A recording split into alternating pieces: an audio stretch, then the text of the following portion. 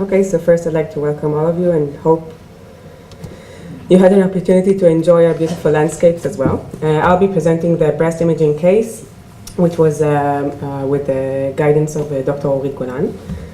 So our story starts at the year 2014 with a 74-year-old female patient. She had a prior lumpectomy in the year 2000 due to IDC. She received chemotherapy, radiation, and hormonal therapy, and she came for a routine checkup somewhere else, not in our institute. So here you can see on the left side of the screen the previous mammogram that she had a year before in the year 2013, and the mammogram from this year, the year 2014.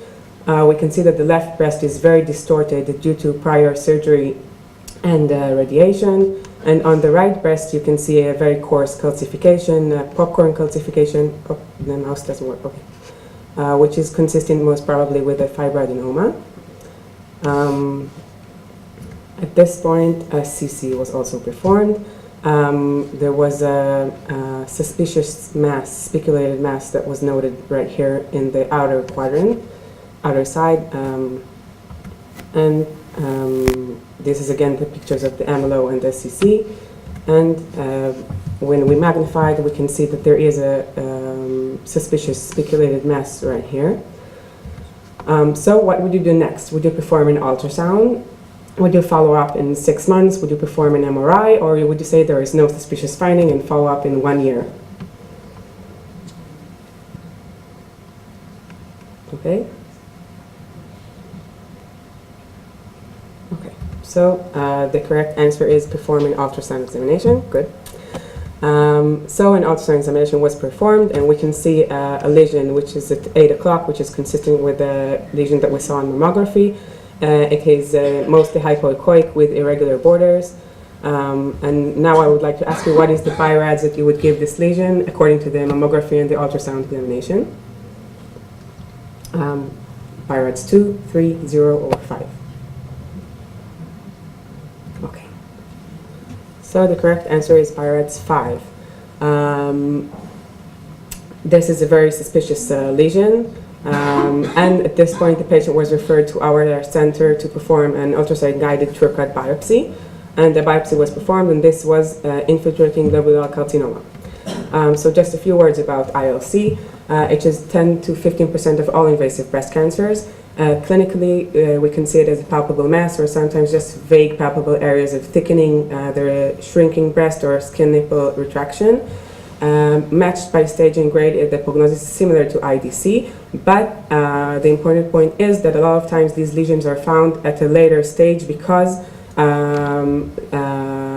they are made out of one cell, a thin line of cells, which just infiltrates the breast between the normal stroma, and it is a lot of times harder to detect clinically and imaging-wise.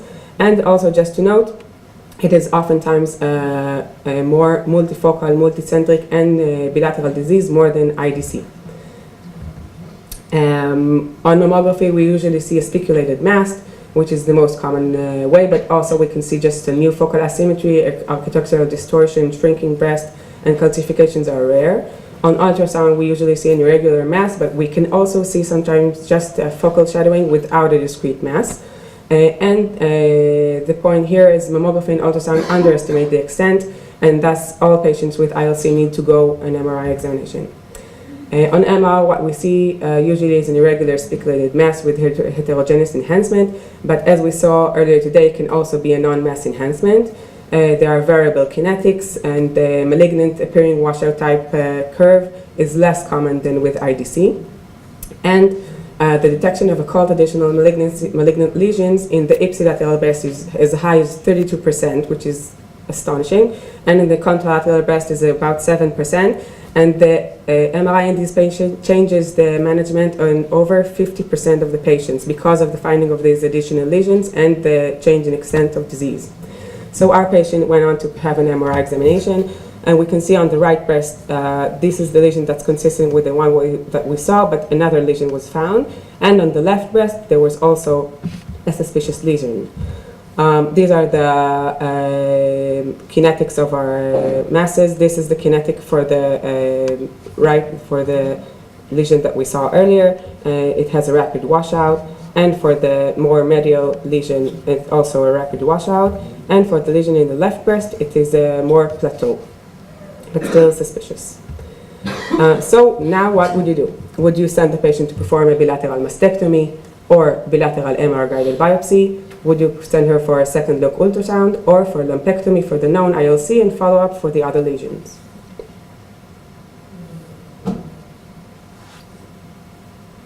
Okay, good.